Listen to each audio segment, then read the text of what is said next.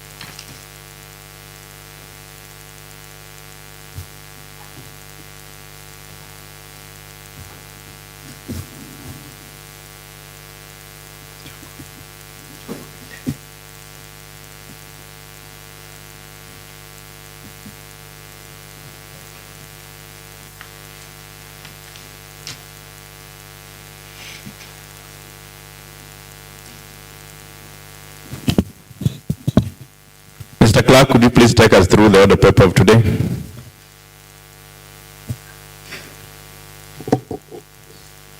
Thank you, Honorable Speaker, sir. Members of the Assembly. This is order paper number 105B of today, Thursday, 7th of September, 2023. Order number 1, admission of oath. Next order. Order number 2, communication from the chair. Thank you, honorable members, and welcome to today's session. First communication I want to make is we're having a bonding retreat next week, and I think the office of the clerk shall be communicating the venue to the honorable members. Next communication I want to make from the office of the Speaker. I have a letter from the office of the Speaker and I'll read it. Communication to members of the County Assembly, letter dated September 7th, 2023. Subject is revocation of election of members elected through party list. And it reads, honorable members, today at around midday, I received a letter from the Orange Democratic Movement Party, reference ODM/2023/180/00, dated September 7th, 2023. The letter addresses the resolution made by the National Executive Council to recall the following members of the Assembly. 1, Honorable Caroline Opar. 2, Honorable Kennedy Ajwang. 3, Honorable Peter Obaso. 4, Honorable Regina Kizito. I would like to take this opportunity to read out the contents of the letter to you.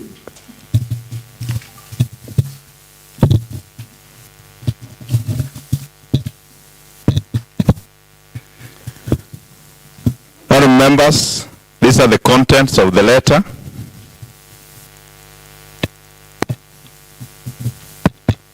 Honorable members, these are the contents of the letter.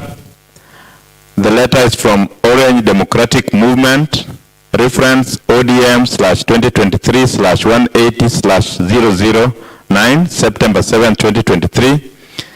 It's written to the Speaker of the County Assembly of Kisumu, PO Box 46, 4100 Kisumu. Dear honorable members, Reference is revocation of election of members elected through party list. I am writing to formally notify the County Assembly of Kisumu of a resolution of the National Executive Committee of the Orange Democratic Movement, ODM, on September 6, 2023, to recall the following members of the County Assembly. 1. Honorable Caroline Lawino Opar. 2. Honorable Kennedy Otieno Ajwang. 3. Honorable Peter Henry Obaso. And 4. Honorable Regina Atieno Kizito. This decision has been made pursuant to Article 75, 5 and 6 of the ODM Constitution, as these members have been found to have violated the Political Parties Act 2011, Section 11E of the ODM Constitution and the ODM Code of Conduct. It's important to note that the affected members were granted the opportunity for a fair hearing during the party's internal dispute resolution process. This process was conducted in strict compliance with the provision of Section 4, 5 and 6 of the Fair Administration Act number 4 of 2015. We kindly request you to take necessary steps to acknowledge and implement this decision in the County Assembly of Kisumu in accordance with the Assembly Standing Orders and Elections Act 2012. We appreciate your attention to this letter and trust that you will handle it in accordance with the relevant legal and constitutional provisions. Should you require any further information or clarification, please do not hesitate to contact us. Thank you for your cooperation on this important matter, signed by the Executive Director, Oduor Ongwen, EBS, and copy to the Clerk, County Assembly, Kisumu, Honorable Lawino Opar, Honorable Kennedy Atieno Ajwang, Honorable Peter Henry Obaso, and Honorable Regina Kizito. Those are the contents of the letter from ODM. And now I continue with the communication from the Office of the Speaker. As per the letter, I hereby inform you that the mentioned members are suspended from all functions of the Assembly with immediate effect. This means that they will no longer participate in any Assembly activities until further notice. I kindly request the Clerk of the County Assembly to take note of this communication and ensure the necessary administrative actions taken to enforce the suspension of the aforementioned members. I urge all members to adhere to this decision and maintain the integrity and smooth functioning of our Assembly during this period. Further instructions and updates will be communicated as necessary. Thank you for your attention to this matter. Sincerely, Elisha Jack, Speaker, County Assembly of Kisumu. Thank you, honorable members. That is the communication we have from the Office of the Speaker. Next order, Mr. Clerk. Thank you, Mr. Speaker, sir. Order number 3, messages. Next order. Order number 4, petitions. Next order. Order number 5, papers, and papers are listed.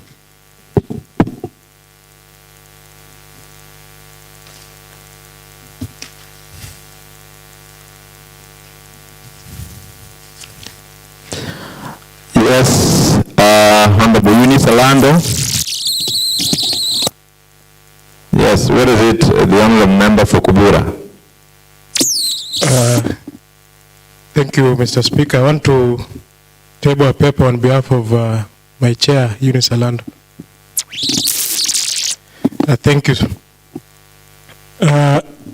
Pursuant to the provisions of order number 182-6 of the Kisumu County Assembly Standing Orders, I wish to table today, Thursday, 7th September 2023, a report by Agriculture, Fisheries, Livestock Development and Irrigation Committee on the matter of fish kills in cages along Dunga Beach. Thank you.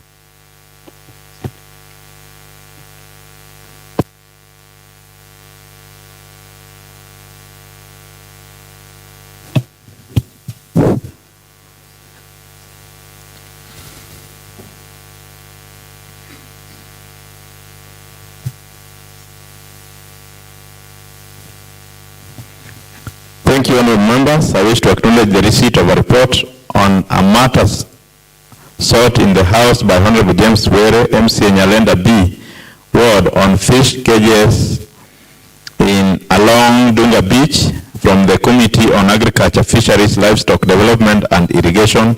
I want to direct that this report be taken to the House Business Committee for scheduling for discussion in the floor of the House. Next paper, Honorable Kennedy Uko.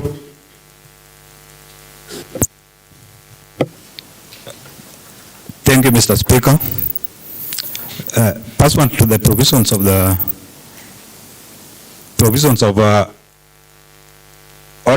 standing order number 182-6 of the Kisumu County Assembly standing orders, I wish to table today, Thursday 7th September 2023, a report by PICPAC Committee on consideration of the Auditor General's report on the financial statement of Kiwasco for the year ended 30th June 2022.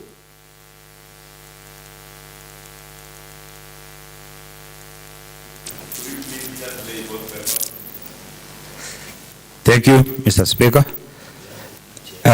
Pursuant to the provisions of order number 2017-2 of the Kisumu County Assembly standing orders, I wish to table today, Thursday 7th September 2023, a report by Labor and Social Welfare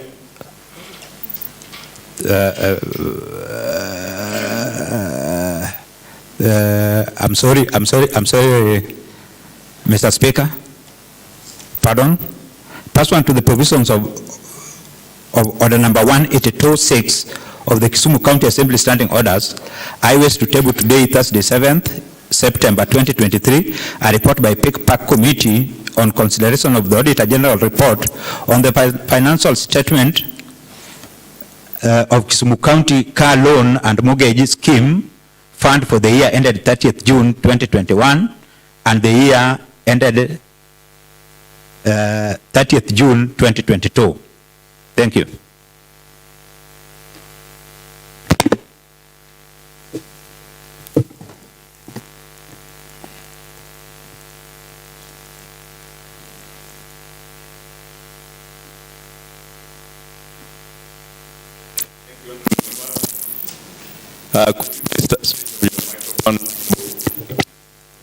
Thank you, members. First, I wish to acknowledge the receipt of 2 reports from the Committee on Public Accounts and Investments, and one is on their consideration of the Auditor General reports on the financial statements of Kisumu County Water and Sanitation Company Limited for the year ended 30th June 2022.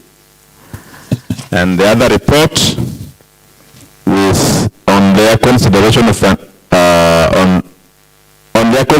the report of the Auditor General on the financial statements of the Kisumu County Car Loan and Mortgage Scheme Fund for the year ended 30th June 2021 and the financial year ended 30th June 2022. I want to direct that these reports be taken to House Business Schedule for scheduling for discussion in the floor of the House. Where is it, Deputy Majority Leader? Thank you, Chair.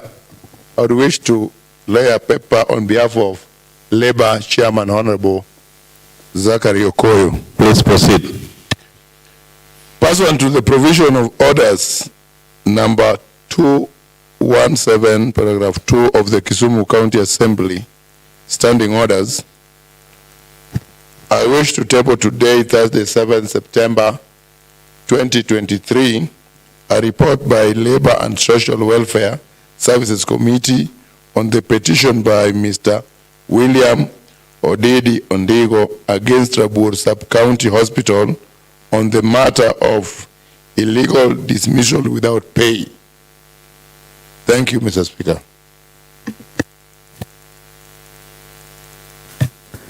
Thank you, honorable members.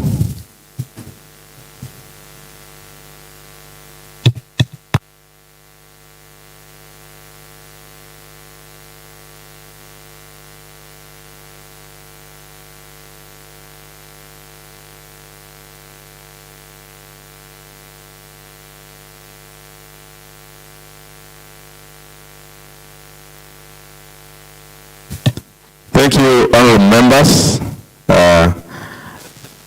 A report on petition from the Committee on Labor and Social Welfare Services has been tabled by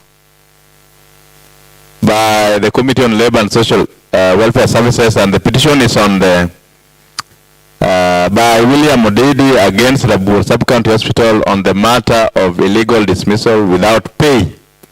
Honourable members, Standing Order number 217 uses the procedures of handling a petition.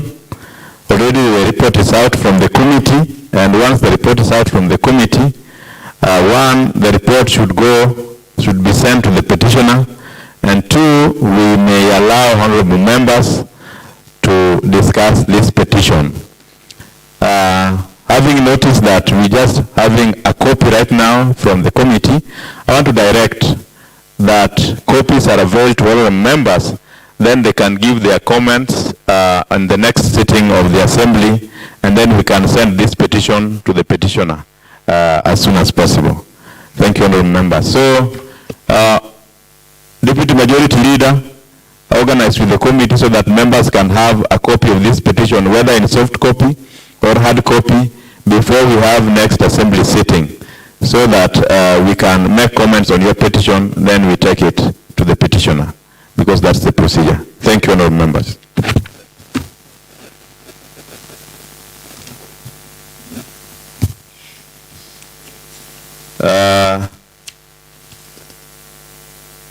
Next order, Mr. Clerk.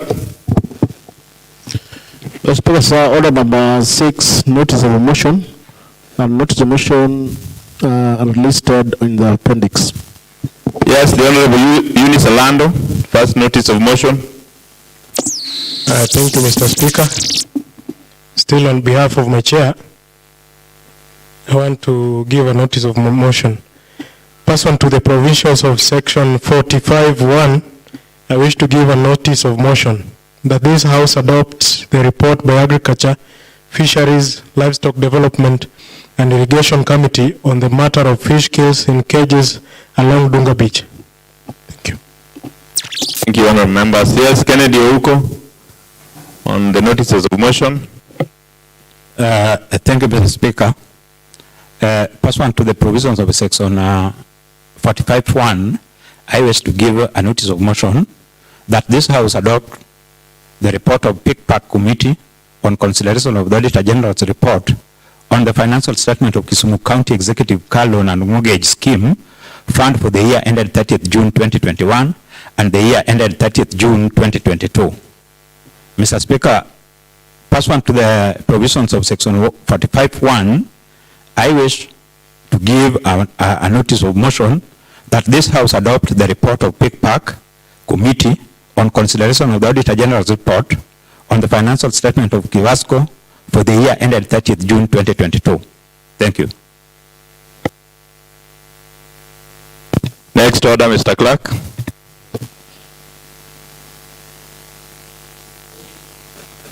Thank you, Mr. Speaker, sir. Order number 7, statements. Statements are as listed in the appendix. Yes, the Honorable Majority Leader. Thank you, Mr. Speaker. Mr. Speaker, pursuant to Standing Orders number 41(2)B of the Kisumu County Assembly Standing Orders, I wish to request for a statement from Committee on Administration of Law, Justice, Constitutional Affairs, Governance and Security and Trade, Tourism, Industry and Marketing regarding the fire incident in Ahero Ward yesterday, that is in Ahero Market. Mr. Speaker, sir, on the morning of 6th September 2023, the traders at Ahero Market experienced a fire incident that razed down a better part of the market. Several businesses were destroyed, with the traders counting huge financial losses from what used to be their source of livelihood. Let the committees investigate and inquire into 1, what caused the fire within the market? 2, what is the extent of damage caused by the fire? 3, the measures put in place by the county government in regards to the compensation of those affected by the fire incident. And lastly, what remedies are in place to avert such disasters within the county? Thank you.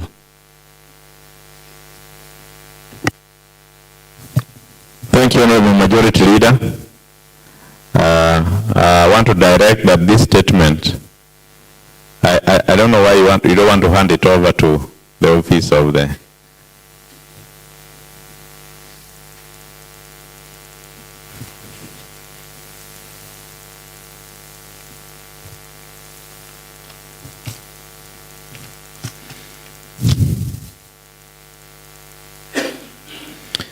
Thank you, honorable members. I want to direct that the Joint Committee of Administration, Law, Justice, Constitutional Affairs, Good Governance and Security, and the Committee on Trade, Tourism and Industry, and Marketing handle this statement and give a report in the next 2 weeks.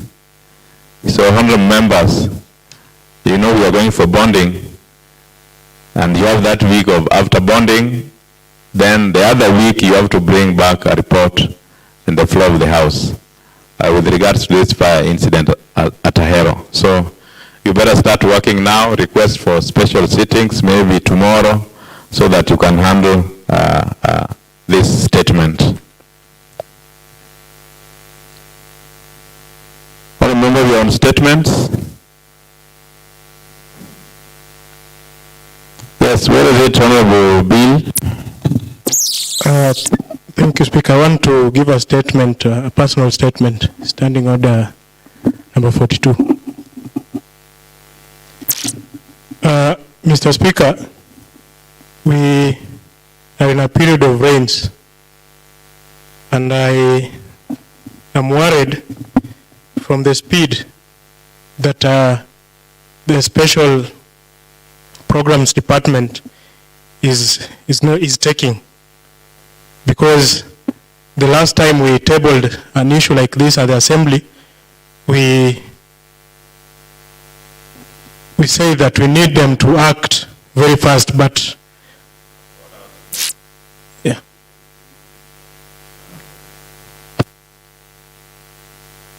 Thank you, Honorable Member. Honorable Member, you are on Standing Order number 42. And standing of that are personal in nature, and I repeat, matters explained personal in nature. I don't know how special programs is personal to you. Mr. Speaker, on this issue, it is personal because Kobura is now personal to me. Honorable Member, then you will be doing a disservice to the people of Kobura, because it's written so well that after that, then that matter will die a natural death. Honorable Member, I know what you want to raise, and I wish you could just use the correct procedure so that you can bring that matter on the floor in a way that honorable members can help you address it. But if you want to sneak it in with this 42, then that shall be a disservice to the people of Kobura. It's no longer a matter of Kobura, but a matter of Kisumu County. You stand guided, honorable member? Yes, I stand guided. Thank you, honorable member. Statements, honorable members? Next order, Mr. Clerk. Thank you, Mr. Speaker, sir. We are in business order number 8, motion, adoption of the report by Medical Services Public Health and Sanitation Committee on the status of Nyakach sub-county, Nyakach County Hospital, Paponditi. A motion to be reviewed by the Honorable Vincent Jabongo, Chairperson of the committee. Thank you. Yes, Honorable Jagongo.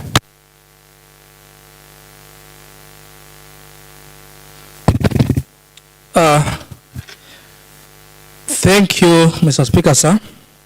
Mr. Speaker, pursuant to Article 185(3) of the Constitution of Kenya, Section 8 of the County Government Act number 17 of 2012, and Standing Orders number 193(5)A and 193, second schedule, the committee, during its sitting on 29th June 2023, resolved to carry out a surveillance exercise on the status of health facilities within Kisumu County in a dedicated effort to ensure enhancement of healthcare services offered and seamless functionality. The committee, in its report tabled before this House during the sitting of Thursday, 10th August 2023, reported that it had resolved to undertake a surveillance exercise in 4 phases. The first per quarter during the financial year 2023-2024, the committee therefore developed a adoption program. You can see it in the Annex 1, that was to guide in its activities for the phase 1 and phase 2. The first phase, which entailed the status of federal hospitals, was completed and the report adopted in accordance with the standing orders. The second phase was to inquire the status of county hospitals. Consequently, the committee communicated its intention to the Speaker and sought his authority in accordance with Standing Order number 165 to hold its sittings after the County Assembly presents. The committee visited the 7 county hospitals where it inquired into such issues as: number 1, the committee looked on service offered, workload, number of staff per department, number of staff per department, staff list, that is names against individual PF numbers, number of staff who have left, number of beds capacity per department, operational status of equipment, number of ambulances in each hospital, if there was any project, whether proposed or ongoing, in whichever case, provide details of the project, including the amount required for each, total amount owed in the facility by NHIF and all in the MAMA, pending bills in total amount, impact of FIF Act and the shortcomings of the experience in the process of its implementation, challenges and how the facility has so far attempted to address them, any other aspects that you may want to the committee's intervention.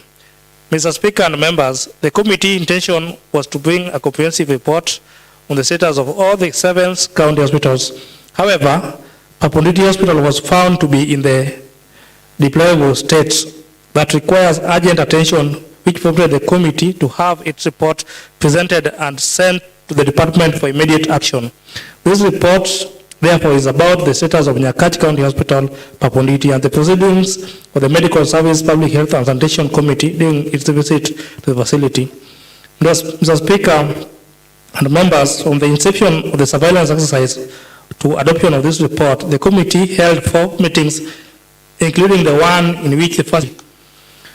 Mr. Speaker, let me take this opportunity to thank all the members of the Secretariat of this committee for their dedication during this exercise. Equally, the committee applauds officers of the Speaker and the Clerk of the County Assembly of Kisumu for offering extreme support and a show of goodwill that can be eliminated into success of the exercise and further production of this report. Mr. Speaker, the committee wishes to convey its utmost and sincere gratitude to the management of Nyakach County Hospital, Papunditi, for the cordial welcome and fulfillment and full cooperation accorded to us during the exercise. It is therefore a great honor and privilege on behalf of the committee to present this report to this honorable House on the status of Nyakach County Hospital, Papunditi, for the consideration and adoption. Mr. Speaker, the committee executes its mandate in accordance with the provision of Standing Orders number 195 and second schedule, from which it draws its mandate to look into and investigate on all matters pertaining to county health services, including its particular county health facilities and pharmaceutical ambulance services, promotion of primary health care, licensing, control and undertakings that sell foods and on the public, funeral parlors, and refuse removal, dumps and solid waste disposal, housing and sanitation. The following are the members of the committee as constituted by as constituted pursuant to the Selection Committee report of Monday, 17th July 2023. As chairperson, Vincent Jagongo, vice chairperson, Emily Oginga, members, Seth Kumu, Taweo Kombo, Ken Ooko, Joaquim Okech, and Lumumba Wade. The committee has got Angelina Bonyo as the clerk assistant, Valeria Ching as the Hansard, and Abraham Mudegi as the sergeant at arms. Mr. Speaker, below are the laws that enabled and governed the committee prior, during, and post this exercise. Article 185(3) of the Constitution of Kenya 2010, that is legislative authority of the county assemblies. A county assembly, while respecting the principles of the separation of powers, may exercise oversight over the county executive committee and any other county executive organs. Section 81F of the County Government Act number 17 of 2012 states that the county assembly shall perform any other role as may be set out under the Constitution of Kenya or legislation. Kisumu County Assembly is under order number 193, 5A. The function of the sectoral committee shall be investigate, inquire into, report all matters pertaining to the mandate, management, activities, administration, operations, and estimates of the assigned department. Mr. Speaker, Kisumu County Assembly is under order number 193, 5G. The function of the Central Committee shall be to make a report and recommendation to the County Assembly as often as possible, including recommendation of proposed legislation.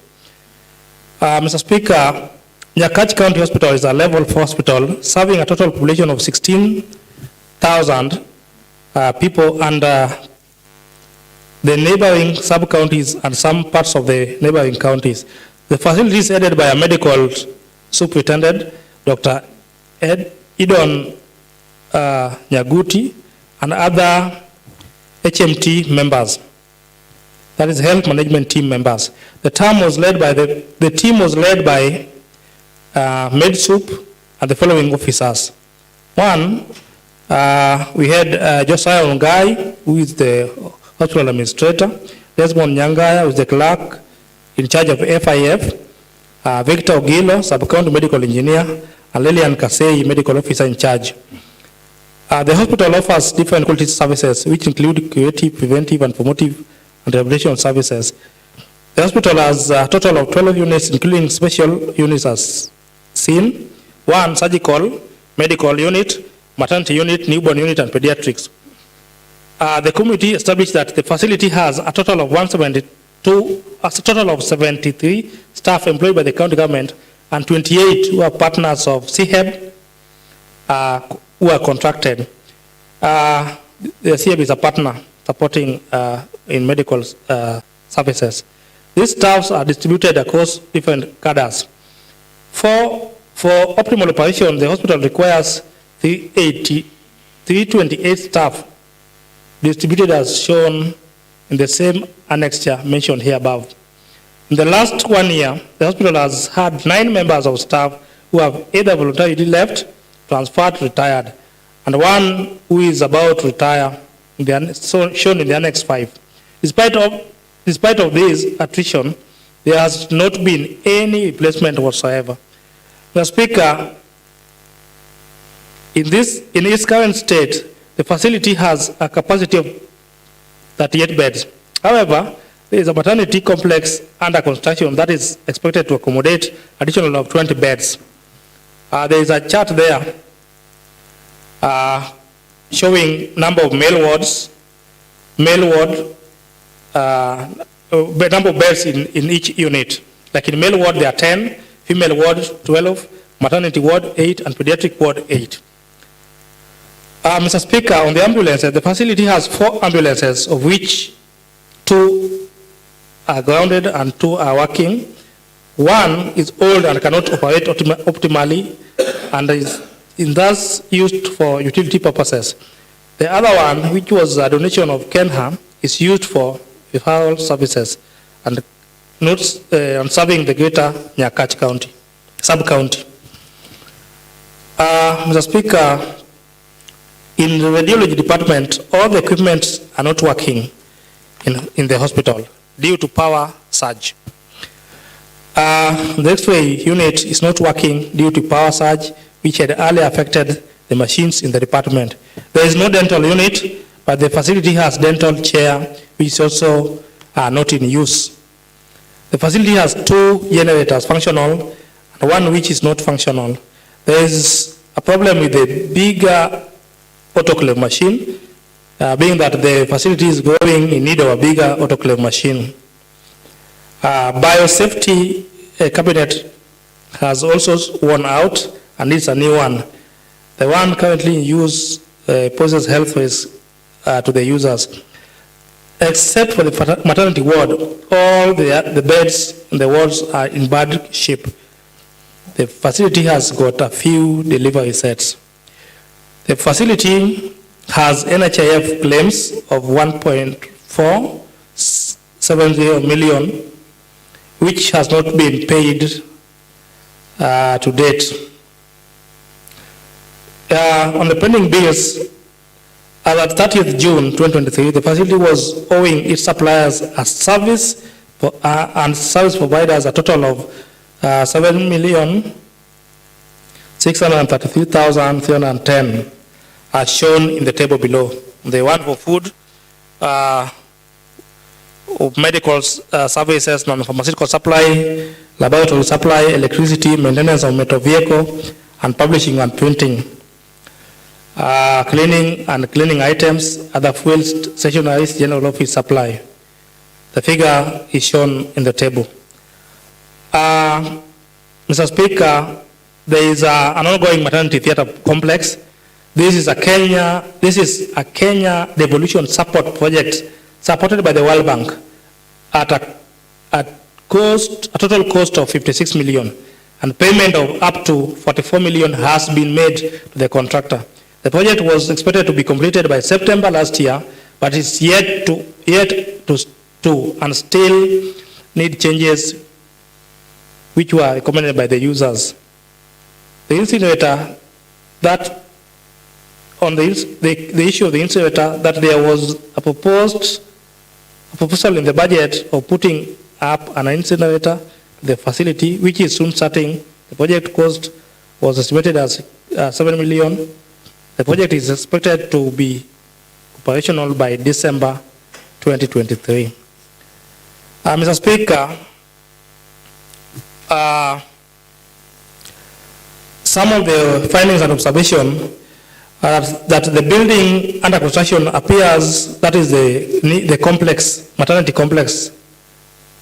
and theater complex building, that the building under construction appears to be of poor construction quality, as evidenced by the presence of significant cracks on almost every wall that are not only cosmetic concern, but could indicate structural issues and are being concealed by painting in an attempt to mask the substandard workmanship. The committee also observed that there were visible water stains that discolored the ceiling beneath the roof, an indication of a leak, which displays as an ongoing issue, which therefore, with the roof's ability to prevent water, this issue is not addressed. If this issue is not addressed urgently, may further damage the building interior and structure of the roof itself.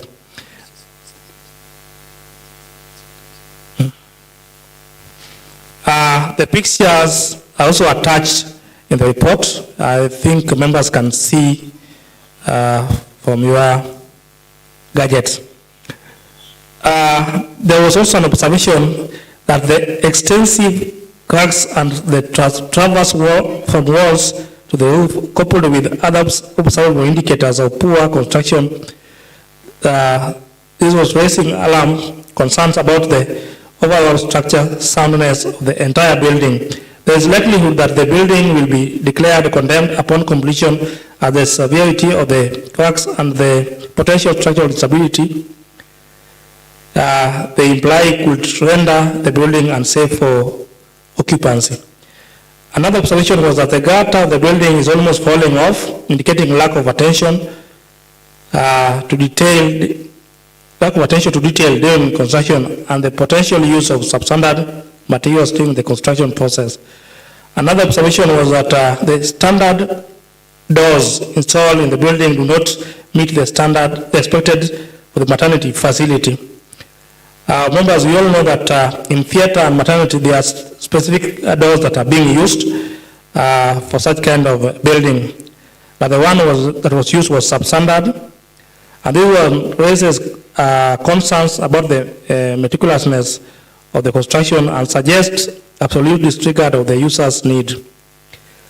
Another observation was that the site managers had an attitude and also members observed that there was lack of severe accountability and willingness to address some of these construction concerns. Another observation and finding was that there was a significant disparity between the FIF revenue collection as per the M-Pesa daily collection at the hospital, that is the statement, and the actual amount disbursed to the facility. In the month of July, summation of the daily collection totaled to 300,000, but the facility received reimbursement of 273, and were informed that that was the amount they had collected for the month. This disparity suggests financial discrepancy and potential mishandling of funds. There was also lack of administrative control of the M-Pesa account, raised concerns about administrative control and oversight of financial transactions related to the facility. It also indicates lack of proper handover procedures by the department. There was also a part that apart from the 2 generators, there is no other functional equipment available in the hospital facility, which indicates severe deficiency in essential medical equipment and infrastructure within the facility. Such lack of equipment is a detrimental impact on the facility's ability to provide adequate healthcare services and meet the needs of the patients. There are 2 buildings allegedly condemned that are taking up spaces that could have been otherwise been used to decongest the facility. Mr. Speaker, the committee established that the facility currently faces the following such challenges. 1, significant shortage of staff that affects the overall quality of patients' care at the facility, unavailability of specialized consultants who can provide specific medical services. This deficiency forces the hospital to refer patients needing specialized treatment to other facilities, which can result into delayed care and inconveniences of patients. There is frequent power surge that causes irreversible damage of sensitive medical machines, disrupting patients' care and incurring substantial financial losses. Lack of modern mortuary, which compromises its ability to manage deceased patients appropriately. Unavailability of a resident medical engineer and relies on a sub-county medical engineer for technical support. This has oftentimes led to delays in equipment maintenance and repairs. There is also unresolved financial obligation in form of pending bills that has since strained the hospital relationship with the suppliers and hinder its ability to procure necessary supplies and services. Clearing these pending bills is essential to maintain smooth working relationship with the suppliers and ensure hospitals on continued operations. The hospital is confronted with challenges of unclaimed bodies brought by the police. The hospital holding room is insufficient to handle the storage of such bodies, leading to issues related to order and inadequate facilities for the handling of these carcasses, of these cases. delays in reimbursement of the services provided under the National Hospital Insurance Fund, NHIF, and Linda Mama, unpaid claims amounting to a significant sum has since strained the hospital financial resources and impacted its ability to provide quality care. Lack of title deeds for the land it occupies creates uncertainty about ownership of the potential legal issues. Some parcels are owned by the community, adding complexity to the situation. The Speaker and members, the committee invited to appear before it on Thursday, 31st August 2023, all the officers involved in the implementation of the FIF seen the Annex 6A and B to respond to the issues surrounding its operation as was established in the committee during the exercise. This discussion was not just specific to the case of Papunditi, but to all facilities facing challenges in the implementation of the FIF fund. As at the time of writing this report, the committee confirms that the two challenges of Papunditi, the two challenges that Papunditi was facing with regard to FIF had been resolved, and the medical superintendent confirmed. One, that at the time of leaving the meeting, they had the facilities password for the FIF M-Pesa account and were able to access M-Pesa statement. Two, that as at the time of the leaving the meeting, the deficit amount that they were owed for the month of June, as was mentioned above, had been fully paid by the facilities account. On the pending bills, it was resolved during the meeting that all the facilities were to submit their pending bills to the Department of Medical Services, Public Health and Sanitation, who will thereafter compile all of them and present them before the committee.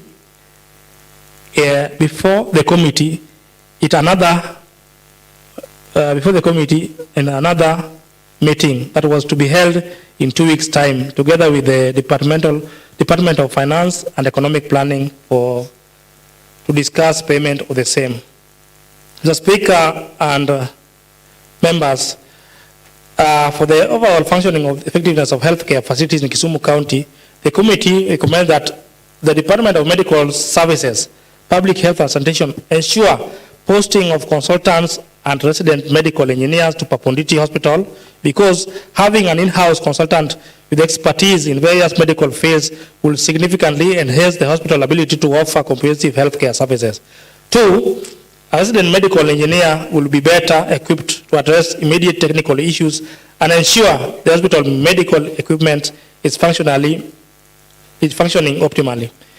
There was also this recommendation that the department prioritize on the construction of modern mortuary at the facility for handling bodies. This will ensure to uphold ethical and sanitary standards at the facility. We also recommend that the ongoing construction maternity complex be immediately halted and a comprehensive structural assessment conducted by qualified experts and engineers to ascertain the extent of the damage and whether it possesses a threat to the building's stability. Consequently, appropriate measures to be taken based on the findings, which may include comprehensive repairs in extreme cases, and the contractor be surcharged and blacklisted by the county government of Kisumu. Number 4, that no payment should be made to the contractor until comprehensive assessment has been done to the project as recommended by the assembly, in the third recommendation. Number 5, that the county government should endeavor to engage qualified, actively engaged and responsible site contractors who are willing to take ownership of problems and implement solutions. The managerial issues must be immediately addressed and replacement considered if necessary to ensure effective project oversight. 6, that a thorough internal audit be conducted on FIA financial transactions to identify any irregularities and ensure transparency and proper financial management within the facility. A report of this audit be submitted to this House within 30 days upon adoption of this report.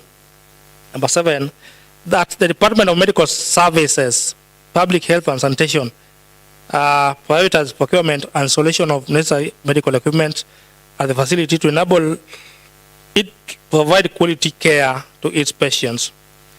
Number 8, that the Department of Infrastructure, Energy and Public Works to investigate the validity of the condemnation claims and explore options for repossessing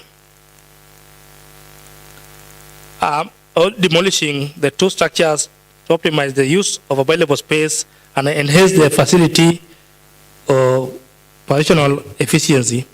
Number 9, that the Department of Medical Services and Public Health liaise with the Department of Infrastructure, Energy and Public Works to ensure investing in appropriate electrical infrastructure, surge protection system, and backup power sources to ensure that there is continuous operation of this critical equipment.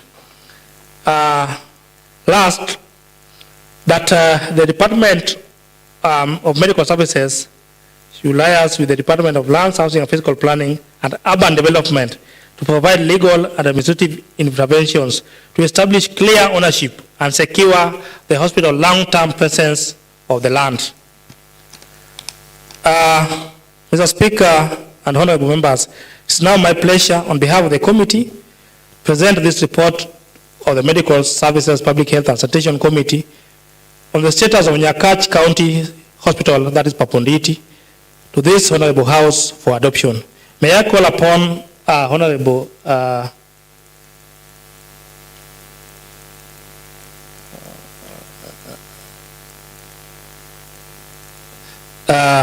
Lumumbo Wade, who is a member of the committee, to second. Yes, honorable member.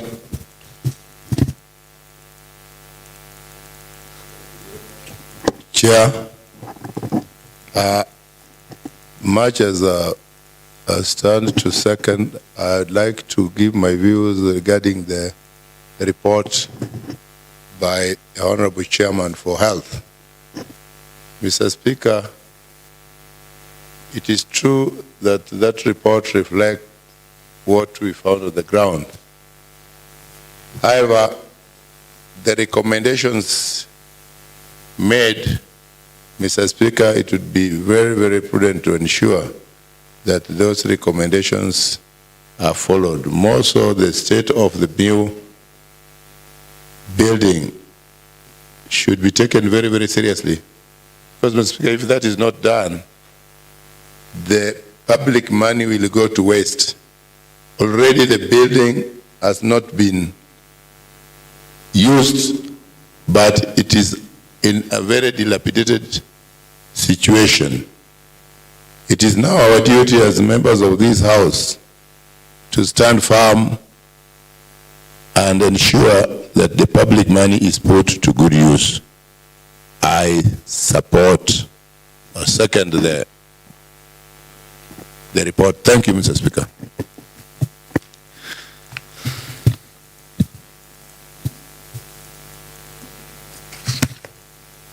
Thank you, honorable members. The Committee on Medical Service, Public Health and Sanitation has brought a report on the status of Nyakach County Hospital, Paponditi. Report moved as a motion by the Chair, Honorable Vincent Jagongo, and seconded by the Deputy Majority Leader, Honorable Lumumbo Wade.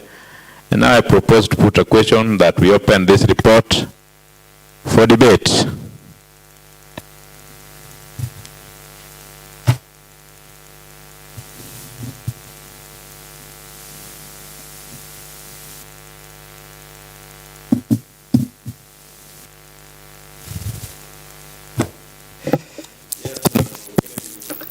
Thank you, Mr. Speaker.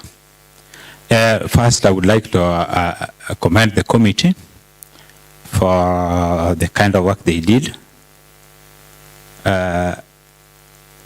First and foremost, it is very important this is a sub-county hospital.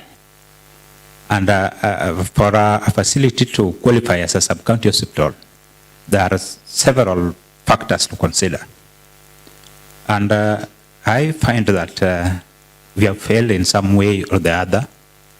I don't know whether the report is confirming that Facility Improvement Fund Act I don't know, it was a facility improvement fund or something like that. I had it in this assembly sometimes back when the CC for Health was here. I don't know whether it has failed, and if it is failing, we have to improve it, because we were expecting these are some of the measures which were to be taken care of by the Act. Or we need to put a regulations to monitor all this, or else we are going to fail. And when we fail as a county, the county assembly will also fail. There are a lot of emerging dynamics that need to be taken care of. Those are some of the reasons informing putting in place a regulations concerning that. In a sub-county hospital like the one we are talking about, I don't expect a power surge to ban, to actually ban some of the very important equipments bought by the public fund. These are issues which will not even get into the assembly. These are issues that should be handled by the line department.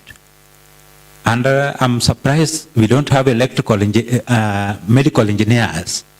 How can you install an equipment which cannot be maintained by the doctor and can only be maintained by the medical engineer, and the medical engineer is not posted? I'm surprised we had another advertisement for people who, as a country, wanted to employ in the health sector. I never saw a post advertised in favor of not electrical, but medical engineers. When are we going to have these people? Because this is now a disservice to our own people. Why do we have a sub-county hospital without the required equipments? And if they are brought there, they are taken there and they get banned. It is quite unfortunate. We also have a very important machine called incinerator. We can't have a sub-county hospital without incinerator. Surely, why do we call this facility a sub-county hospital? Where do they take their waste? Because this is where the waste are being burned. It means, where do they take them? And even if they can take them to some other places, along the way, the cost of transport and all those things, why do we subject this hospital to failures? It is quite unfortunate. Now we are talking about insufficient personnel, which means doctors, nurses, and the rest. This is actually a problem within the county, and I think the county and the management is trying to sort out these issues through employment. But at least some key people must be there, like a specialist, probably in charge of ear, nose, ENT clinic should be there, because that is a very is a disease which is affecting very many people within our area. And even the chest, a person in charge of chest, such kind of specialist should be in a sub-county hospital. And if they have a problem, if probably the management of the said hospital, of sub-county hospital has a problem, we should also recommend for benchmarking with places like Ahero. The other time we were in Ahero sub-county hospital, it was doing so good. This would also help them actually improve on the service delivery to the people and how they maintain their machines and all that. We also heard of a lack of title deeds. Surely at this time, for a hospital to come from a health center to a district hospital to a sub-county hospital, and still we are talking about not having a title deed. Why do you keep on building this facility and we don't have a title deed? How much does it cost to have one title deed? So we should give priority to all these matters. Otherwise, we should tell this facility to go and benchmark, and especially the Ahero.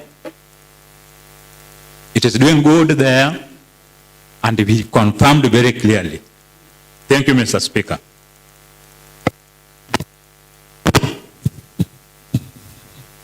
Yes, Honorable Beni Peter Oiko. Thank you, Mr. Speaker, for giving me time to give my little contribution on the report. Mr. Speaker, the committee is telling us that they wanted to establish the status of the county hospitals in Kisumu, and to their dismay, the one of Nyakach dismayed them, and they decided to embark on it so that the report can reach the executive very fast for action. That is commendable, Mr. Speaker. Mr. Speaker, when we look at page 11, they are telling us the county has employed 73 staff, and there are 28 from the partners, that give a total staff of 101 against a projected number of staff of 328, giving us a picture that understaffing is very serious at Nyakach Hospital. Our people are not well served because of understaffing. And if there's a figure given here by the committee, which I think they need to relook at, that the population of Nyakach is 16,000. The population of Nyakach must be much more than that. And I hope when the leaders from Nyakach come up, they will give us the population of Nyakach people. So, Mr. Speaker, Nyakach Sub-County Hospital is seriously understaffed. And this needs to be looked into, because if this is a sub-county facility and there are no staff, our people will not take us serious at this level of devolution. 9 also have left on retirement, transfer, and because of other reasons, reducing the number from 101 to about 90-something. Mr. Speaker, we are told of the pending bills at the facility at 7.6 million. But we are not given the picture why the pending bill is 7.6 million. Is it because an allocation that is supposed to be remitted to the facility by the county government is not forthcoming?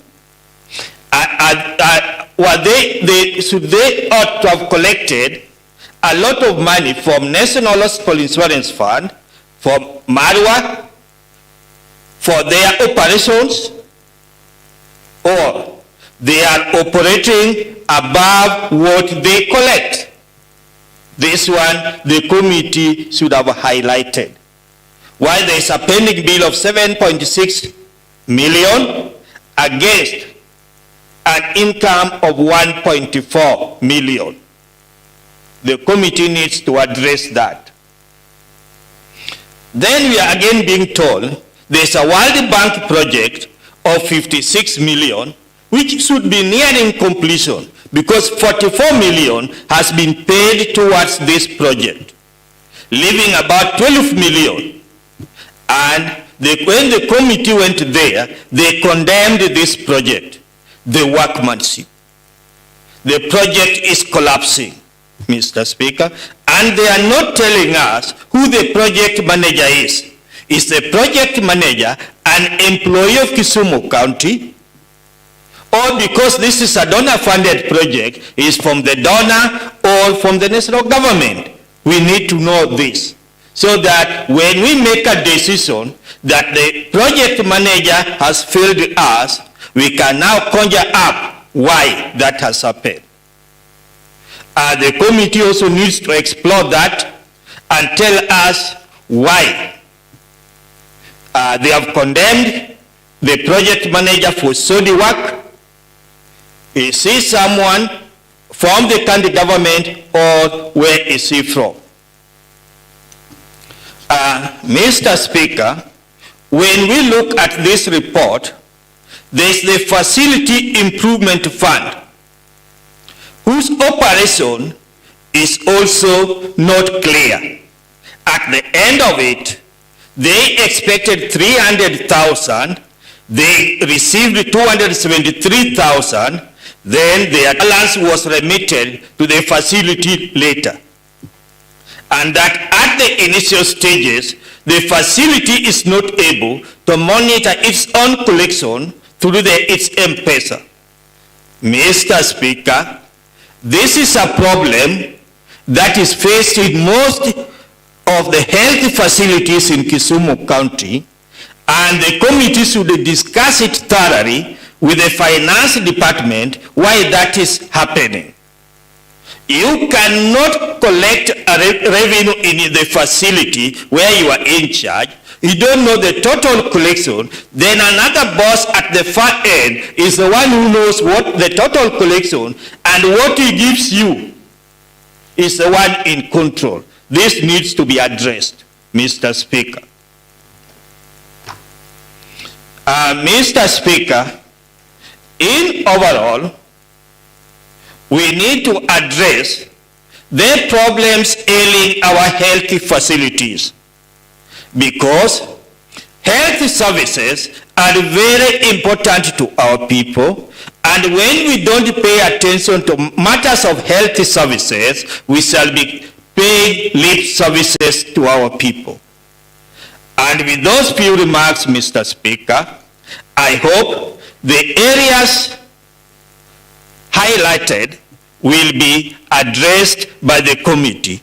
On page 19, number 6, they are saying a thorough audit be conducted on Facility Improvement Fund financial transactions to identify any irregularities and ensure transparency, integrity, and proper financial management within the facility. A report of this audit be submitted to this House within 30 days upon adoption of this report. Mr. Speaker, that one is very crucial and we should not take for granted. If it is not the health committee that is going to do that, then the relevant committee that is going to do that, the chair of the speaker needs to pronounce himself on that. Thank you, Mr. Speaker.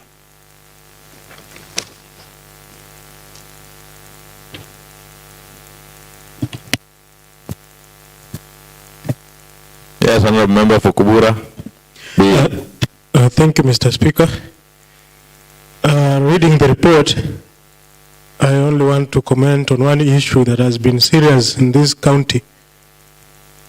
The contractors we choose, because we realize from the report, there's a building that is under construction and it is not yet complete, but then it has cracks, and from the report we are even told that they are trying to use paint to cover the cracks. So this is an issue that we need to take serious as an assembly, and the executive needs to take that serious, because healthcare is a very important service to Kisumu County. Giving an example, it is not only that building. A case like in my ward Kobura, and there's a time I talked about it, there's a hospital in Lela. The whole building was done and half of it is now sinking. So this is an issue that we need to address, and for this I support the report.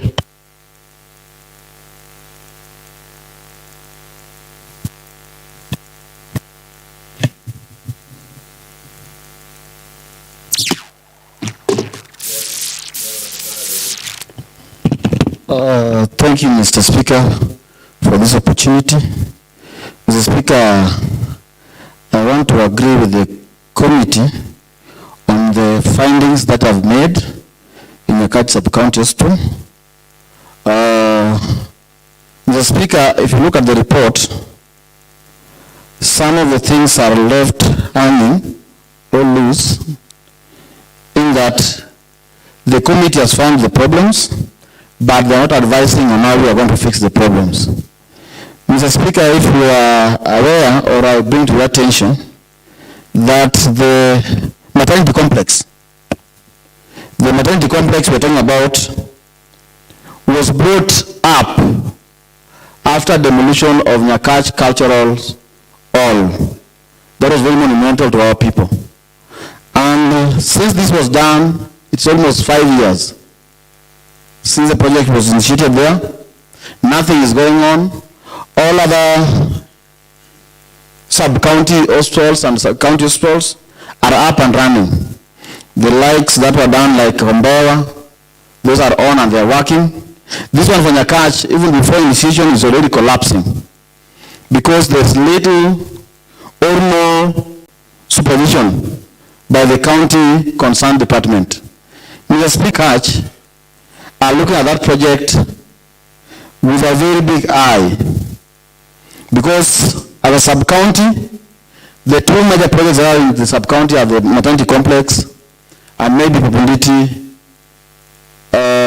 market. Papunditi market has been there for the last 9 years. It was started by the first administration. To date, it's not yet done. It's not being used. It's already collapsing as well. We have now the maternity complex, which is there. It has not been finished. It's collapsing, not been used. I don't know what we are going to do. Over 3/4 of the amount has been spent. I don't know who's going to recover that and who's going to pay to make sure that we get a good building that can host our people. Mr. Speaker, if you look at the staffing of Nyakach Sub-County Hospital, Mr. Speaker, I don't want to agree with the committee that is a normal thing, but I want to say it's biasness by the county administration and the department and the public service board not to give Nyakach what they deserve. I've had the contribution of a member of one of the members brought it here, that when they went to Ahero sub-county, it was well done and well organized, running well and doing everything okay. Mr. Speaker, I wonder if... Order, honorable member. Order.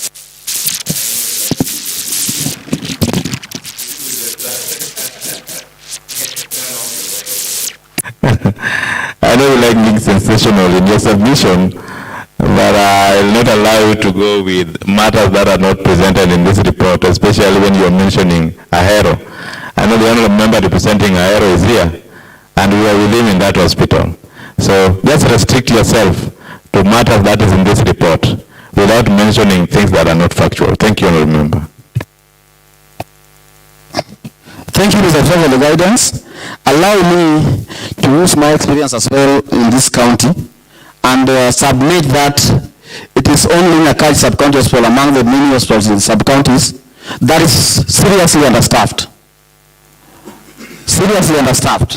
And you can see that if you have 73 against 320 something required, then it's not even a quarter. We are a quarter below the required standards, the required staffs that we expect in that hospital. Mr. Speaker, I want to bring to your attention, every department employs people each and every financial year. Even this financial year, people are employed. There was an advert, interviews were done, and I think people are being given letters. None of them is posted in the Nyakach Sub-County Hospital. Mr. Speaker, if I want to tell you where I come from, I only have 3 hospitals, 1 sub-county hospital and 2 dispensaries. All of them only have 1 nurse each. And there are some that should go 24 hours. I don't know how 1 nurse can take a whole hospital to work 24 hours. So, Mr. Speaker, I want to say that it's very intentional that Nyakach being flinched. It is very intentional by the county and the department to ensure that Nyakach doesn't get the services. And we, as the representative of Nyakach's constituency in this house, we want to request and demand that the staffs for Nyakach hospitals be done immediately. Mr. Speaker, I know we've been very lenient with the administration because we thought we were going to get good things in it. But as it stands today, we are losing day in, day out in terms of services to our people. No single construction that was started in Nyakach, a mega one, is done to conclusion. Mr. Speaker, it's not only in health alone, but in all other departments, cleaning water and all that. Mr. Speaker, I want to request you, and I want to request this House, that we look Nyakach sub-county as another sub-county in this county, so that we also get the services and get the staffs that are required to handle our people competently, and so that they get the best services that they deserve. And request the committee that when you submit the report, please ensure that the next process of staffs go to Nyakach so that we get people to serve our constituents. Thank you for that.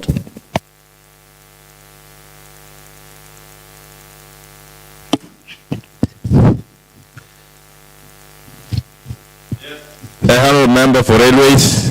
Thank you, Mr. Speaker. May I call the mover of reply? Yes, Honourable Jagongo. Thank you, Mr. Speaker. I've listened to the comments given by the members of this House, and I want to say that we've taken them in. And Mr. Speaker, this is just one hospital. There are several issues with the different sub-county hospitals, and we'll give reports on each and every sub-county hospital later.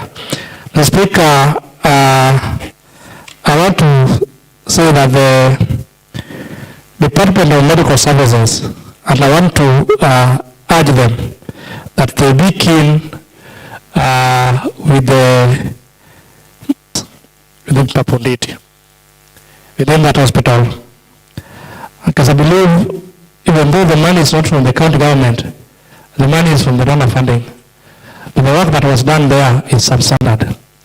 So, Mr. Speaker, I would like to request through the committee, I want to request the Speaker that we need to, if possible, invite the contractor and invite the public works officers who are handling the project, and also invite the Department of Medical Services to this assembly, so that we sort out this issue once and for all. Because we have some lazy contractors that go to the site, do some solar projects, and they are paid.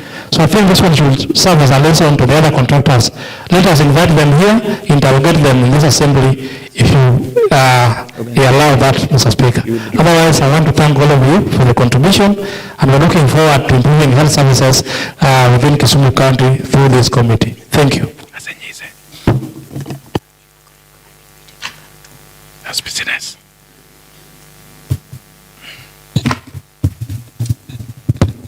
Thank you, honourable members.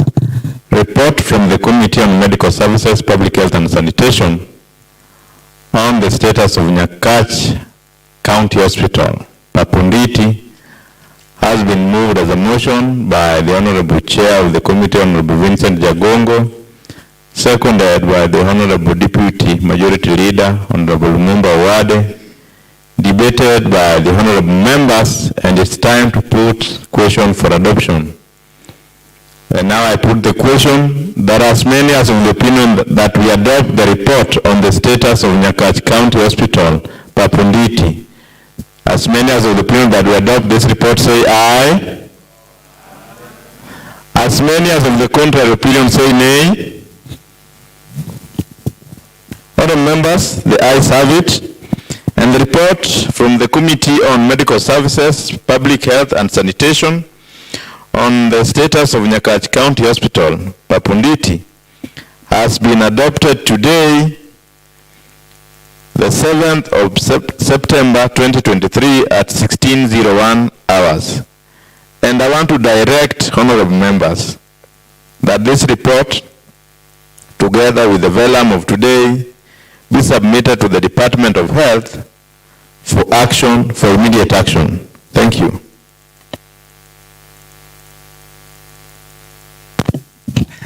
I'm being reminded that not vellum but the answer of today's proceedings. Thank you, Clerk. Next order, Mr. Clerk. Thank Thank you, Mr. Speaker, sir. We are on order number 9, which is a motion adoption of the report by election committee on considering the half-yearly progress report of the all committees for the period ended 30th June 2023.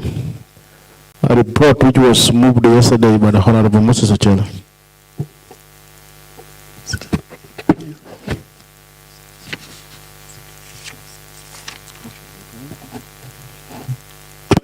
So, thank you, Mr. Speaker. So, order number 8, order number 9 is adoption of the report by the election committee on consideration of the half-yearly progress report of all the committees for the period ended 30th June 2023. Where is it, Honorable Vincent Jagungu? Thank you, Mr. Speaker. Mr. Speaker, I want to request if you can allow we withdraw the report and we give it on a later date. Thank you, honorable members. The standing orders allows that a committee can withdraw a motion that they've moved and they be scheduled for a later date. And on that note, I want to direct that this report be taken back to the House business for scheduling again for discussion in the floor of the House. Next order, Mr. Clerk. Motion number 10, the Kisumu County Admission Village Units Amendment Bill of 2023. Yes, Honorable Moses Ochele. Thank you, Mr. Speaker. Mr. Speaker, before I go straight to the motion, I've just realized an anomaly in the order paper.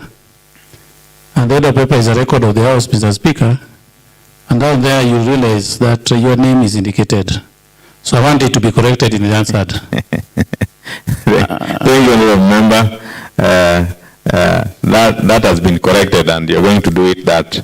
The motion is going to be moved by the chair of the committee, the Honorable Moses Odhiambo Ochele, MCA East Kanawawidhi. Thank you very much, Mr. Speaker. Mr. Speaker, may I call the clerk to read the bill for the first time? Thank you. Yes, Madam Clerk. The Kisumu County Administration Village Units Amendment Bill of 2023, a bill for an act of the County Assembly of Kisumu to amend the Kisumu County Administration Village Units Act 2019 and for connected purposes is hereby read for the first time.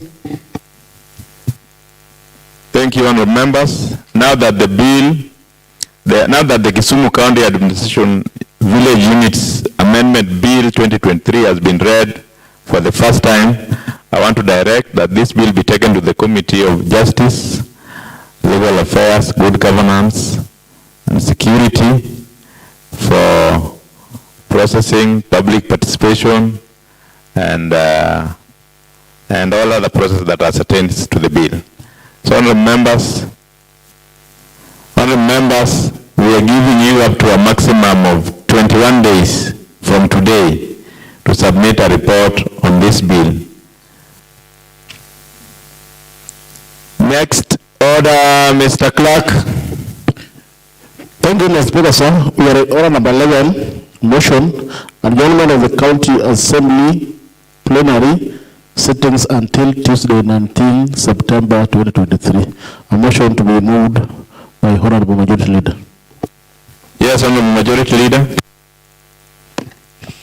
Thank you, Mr. Speaker. Sir, Mr. Speaker, I stand to move a motion for adjournment of the County Assembly plenary sittings until Tuesday, 19 September 2023. That are aware that the Third County Assembly, since its establishment in September 2023, is yet to conduct a team building exercise for the honorable members and staff.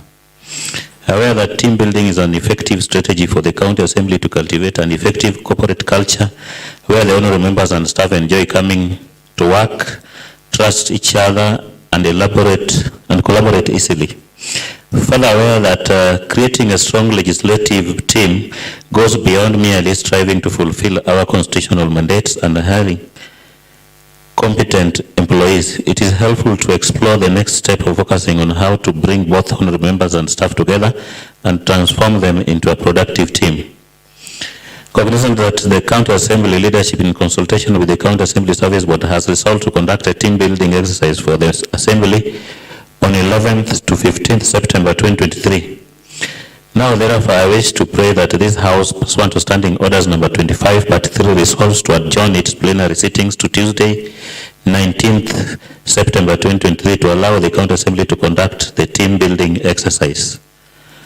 And I would like to ask the Deputy Majority Leader to second. Deputy Majority. Thank you very much, Chair. Honorable Speaker, I rise to support the adjournment motion. Mr. Speaker, it is true that this House needs to do some bonding, and of course bonding is very important, Mr. Speaker. I believe and trust that if that exercise is conducted properly, this House will come back a very rejuvenated House. Hence, we will have very, very constructive and mature debate in this House. Mr. Speaker, I support the adjournment from next week to 19th of September.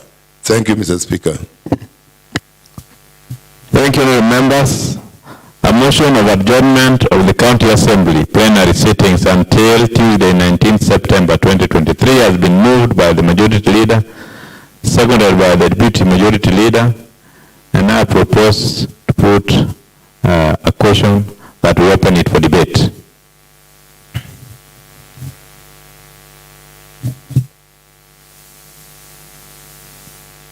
Yes, Honorable Kumulo. Many thanks, Honorable Speaker, together with my honorable colleagues. Given a chance or asked, I would say that the boarding session is long overdue and should have been done like yesterday. The reason, a number of occasions for the newcomers where some of us fall, we've been to various different groupings, and sometimes we end up with our very, very own staff that we work together with, yet we do not even know their names properly. I personally can be quoted the last session that we had somewhere in Nakuru. I personally raised that matter with the Honorable Speaker, and indeed, I'm happy this thing is now coming and is taking place. It is more than required, and I want to believe that after next week, we shall be eloquent, quite eloquent enough to identify our support staff, and even to some of us honorable members who do not know ourselves very well. I think the bonding session shall make us open up. Yeah, like I know some colleagues here who are here to open up, and I guess the bonding session is going to allow for this activity. I mean, for this kind of progress, so that we get to know each other. I fully support this for now. Thank you so much, Honorable Speaker, together with my colleagues. Thank you.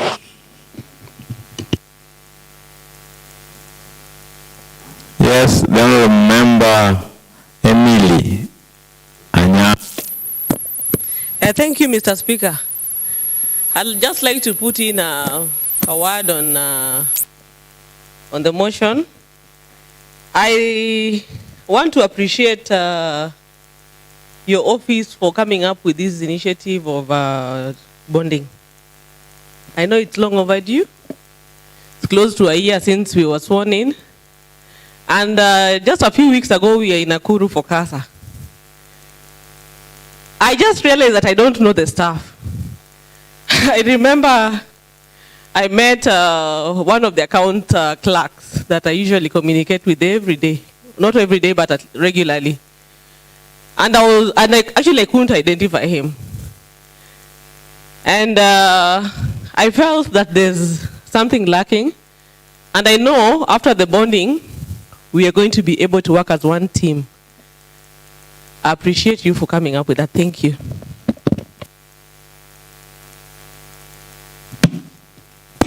Thank you, Mr. Speaker. May the mover of the motion reply.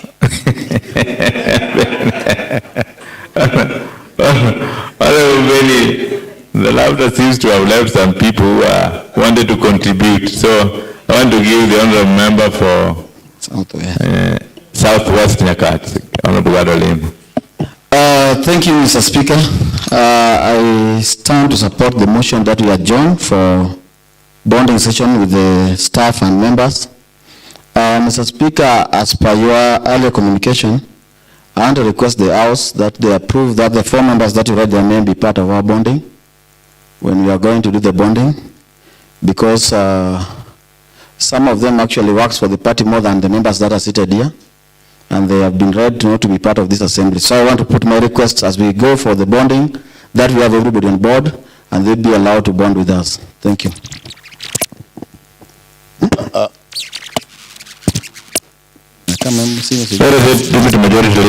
Mr. Speaker, I find the honorable member for Southwest Nyakach out of order. The letter was very, very clear, and it was stated that with immediate effect. You know what that means? It means that we have, again, reconsidered the directive of the party otherwise. Thank you, Mr. Speaker. What is it, Honorable God? Do you still want to contribute? I thought you were done. Thank you, Mr. Speaker. I've been mentioned by my junior, Honorable Wade, on this, and I think the laws are very clear. And from where I see it, I know the members will be part of us to the end of this session, of this term. And therefore, I want to request, because we know very little about this, that there are procedures to be followed. There's constitutional mandate, there's legal mandate, and all that. I want to request that we allow those members, unless we agree that we go for the bonding, then when they are back, we go for another bonding with them, because they're also part of us, and we have to work with them for the next 5 years. Honorable member. Yes, honorable member, we are discussing the adjournment motion. Yes, honorable member for North Sem, please, Andomoy. Thank you, Mr. Speaker. I'm standing to support the adjournment for the team and house to go for bonding. First, if you ask the reason why people bond, one of them, we bond to create a positive work environment. We also bond to create relationship. When we were coming to this assembly, when I was talking, I told my colleagues that we are here for a season. We are here and we are on transit.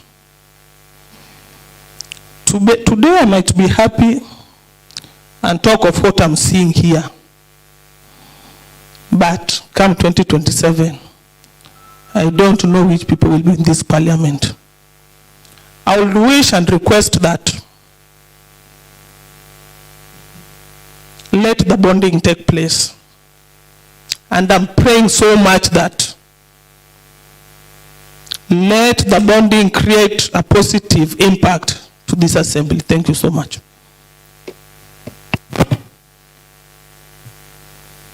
Honorable members, I think up to that point I want to call the mover to reply.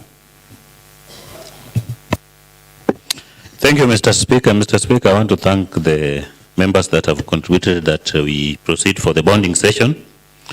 Mr. Speaker, I have a feeling that when people bond together, it will help us to resolve some little conflicts that we have between us. Mr. Speaker, some members have said that they do not know some members of the staff. I think the bonding will give us an opportunity to interact and know members of our staff. Mr. Speaker, I think with a few contributions, I want to say that I do reply. Thank you. Thank you, honorable members. A motion of adjournment of the County Assembly sittings until Tuesday, 19 September 2023 has been moved by the Honorable Majority Leader, seconded by the Deputy Majority Leader, debated by the Honorable Members. And now I want to quote Standing Order number 29. And I read, a member may at any time for reasons stated seek leave to move that this County Assembly do now adjourn. If the Speaker is of the opinion that such motion for adjournment of the County Assembly is frivolous, vexatious, or an abuse of the proceedings of the County Assembly, the Speaker may forthwith put the question thereon or decline to propose it. The debate on the motion under this standing order shall be confined to the matter of the motion. Honorable members, once and then I'll go to standing order number 31. And I'll read part 3. If the Speaker is satisfied in terms of paragraph 2, that is of 31, and not less than 6 of the members rise in their places in support, the Speaker shall nominate a time of the same day in which. So, honorable members, having read such, this House stands adjourned until Tuesday, 19th September 2023 at 2:30 p.m.